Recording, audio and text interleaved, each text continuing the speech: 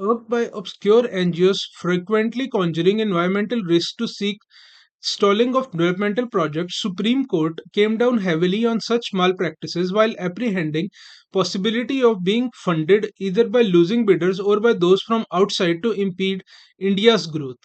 Bench of Justices Suryakant and N. Koteshwar Singh dismissed appeal by NGO Kahar Samaj Panch Committee challenging National Green Tribunal's decision permitting installation of floating solar power projects of Jaikwadi Dam declared as a bird sanctuary by the Tehri Hydro Development Corporation. Even an environment friendly solar power project was being questioned in the guise of saving the environment, the bench said.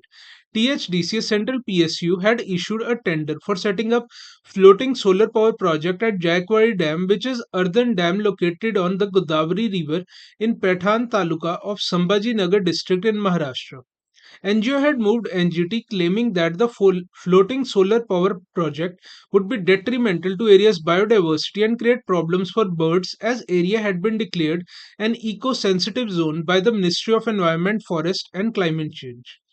No sooner was the tender floated, NGO approached NGT saying it would harm bird sanctuary and pollute its water, said Justice Kant led bench. It added that NGT, after scrutiny of replies submitted by ministry, found that under union government's policy decision, solar power projects were to be actively promoted. NGO could not give a proper response to NGT's repeated query whether there existed a law that barred setting up a floating solar power project in eco-sensitive zone. The NGT rejected petition and said NGO was even unable to specify whether floating solar power project fell within eco-sensitive zone of Jaikwadi Bird Sanctuary.